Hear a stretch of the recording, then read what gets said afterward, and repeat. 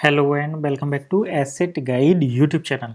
आज की इस वीडियो में एक स्पेशल अपडेट है और ये अपडेट सभी उन लोगों के लिए है जो अपने वन से कोई हाई वैल्यू डील परचेज करने की सोच रहे हैं या फिर उन्होंने ऐसा सोचा है कि हम अपने जो कॉइन हैं उनका यूज़ करके बड़ी डील जैसे कार की डील, गोल्ड की डील या रियल एस्टेट में कोई डील परचेज करने की कोशिश करने की सोच रहे हैं या परचेज करने की सोच रहे हैं, किसी से बात कर रहे हैं।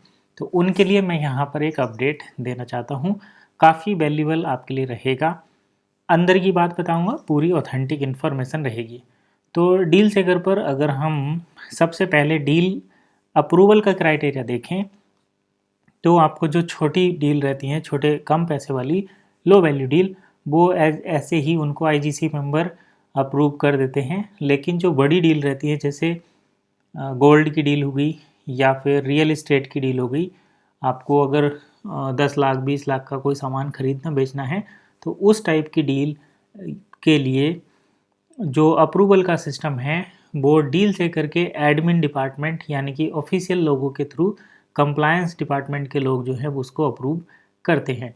तो अगर आपको डील सेकर से अलग, क्योंकि डील सेकर पर तो इस टाइप की डील अवेलेबल नहीं है, डील सेकर से अलग अगर आपको कोई हाई वैल्यू डील जिसकी कीमत 10 लाख 20 लाख 50 लाख 1 करोड़ तक है, उस टाइप की अगर डील आपको डील सेकर पर नहीं दिखती हैं तो ये एश्योरिटी है कि 90% 99% आपके साथ फ्रॉड होने वाला है।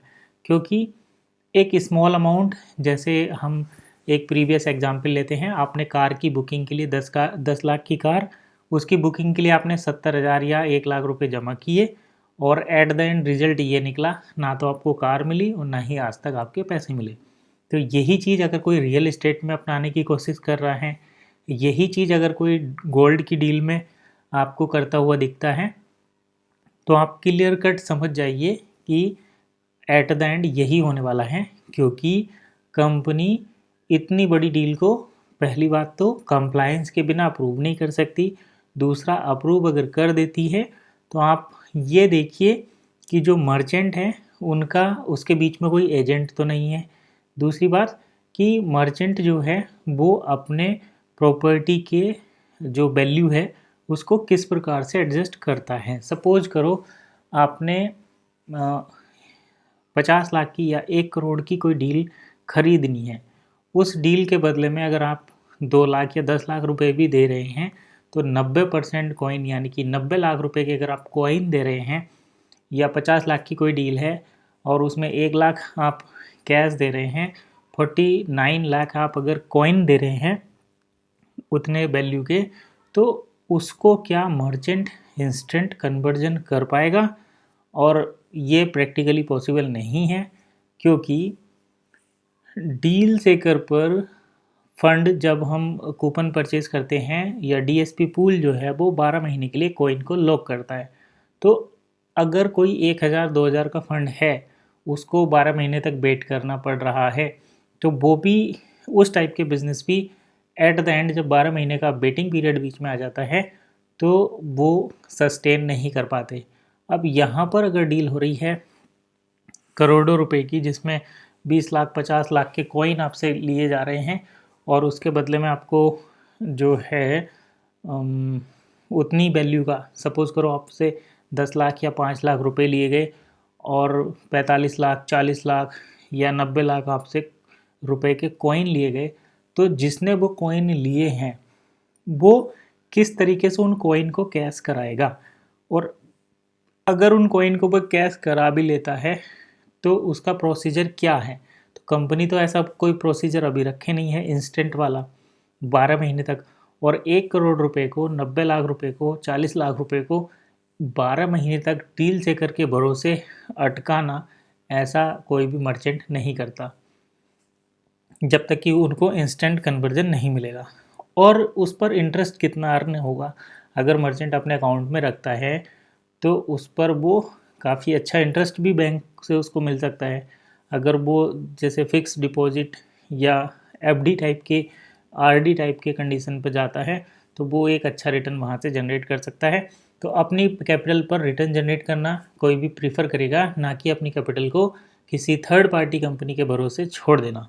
तो ये चीज़ मैं आपको बताना चाहता हूँ कि अगर कोई भी डील आपको इस तरीके की मिल रही है तो एट द एंड उसका रिजल्ट क्या होने वाला है।